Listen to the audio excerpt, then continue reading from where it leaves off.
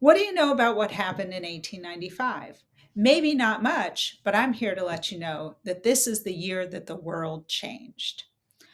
I'm Professor Molly Yunkin, and I teach at Loyola Marymount University. My specialty is 19th century British literature, and I have an affinity for the 1890s especially.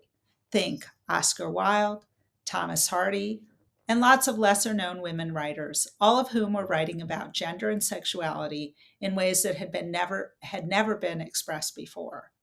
But the year 1895 is particularly notable since an even it marked perhaps even the end to that window in the 1890s where people were able to express themselves more fully around gender and sexuality. This teaches me that I need to edit my script before I actually do it. This video will highlight 3 reasons we should pay special attention to the year 1895.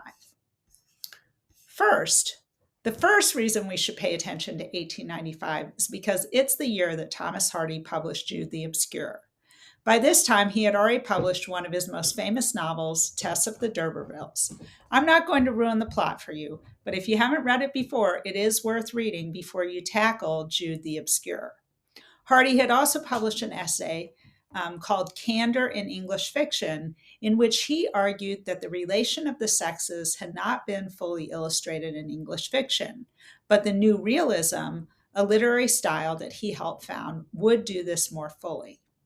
Unfortunately for Hardy, his expression of it in Jude the Obscure, which appears to be about a male character named Jude, but also is about a female new woman named Sue Bridehead, turned out to be very controversial.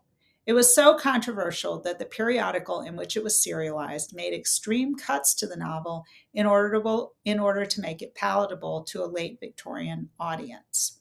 One particularly negative review of his novel appeared in Blackwood magazine and was written by Margaret Oliphant, a woman writer who also published her own novels. And this is where I would read some sentences from the Oliphant review. Some scholars have claimed that Hardy even stopped writing novels and turned to poetry because of reviews such as this one.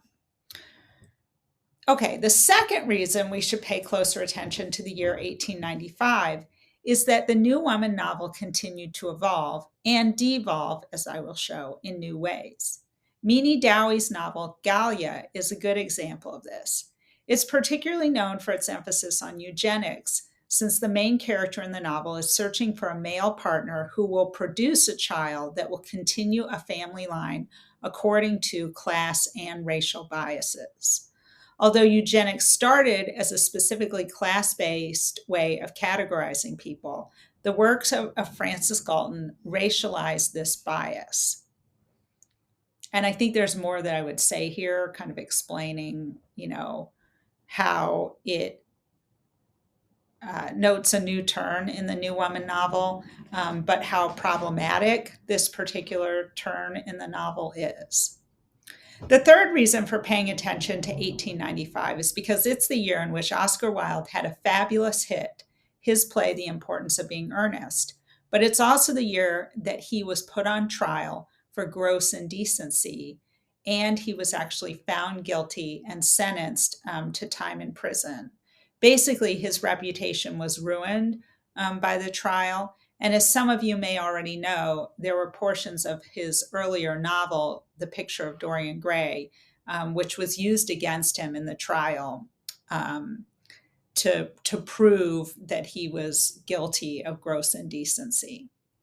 And this is a part where I would read some sections from the trial transcripts. I might also talk about the laws that had been created in England at this time that contributed to the fact that, Wilde was basically found guilty of being gay.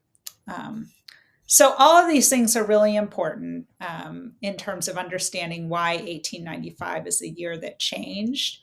A lot of people wouldn't point it out as like the year that was most important in terms of how things happened in the Victorian period. But I think it's particularly important if you're concerned about traditional gender roles, fluid sexuality, all of these things around gender and sexuality are definitely changing at this time. And 1895 is a pretty important year because, on the one hand, there are so many new opportunities for people to express themselves in terms of gender and sexuality during this year, but there's also the sense that the Victorian public is kind of turning away or turning against this new kind of freedom that people were expressing, and that there's a kind of conservative backlash during this time. So it's both a really liberating year and it's also a concerning year. So here's the bonus in this video. If you're not already convinced that 1895 is the year that the world changed, here's one extra little tidbit about that particular year. And this is where I would show something probably from one of the feminist periodicals of the time called The Woman's Herald, and show some kind of change that happened in that periodical. I need to go and kind of track this down, but I think there may have been a change in editorship that also shows this kind of like shutting down of fluid gender and sexuality. And we can tell this especially by its coverage of the Oscar Wilde trial. So I think this is what I would insert as sort of the little bonus. Okay, so I also want to give you, now that you know all the reasons that 1895 are an important year, I'd like to give a call for action, right? So most YouTube videos will ask you to subscribe to their channel, but I think you can do much more than that. In an effort to learn more about the year 1895 and why the world changed that year, go out and read a book that was published in 1895. You could read Jude the Obscure. You could read Gallia. There are lots of other books that were published in that year too. And here's a list of some of those books that might give you insight into other reasons why this year is so important.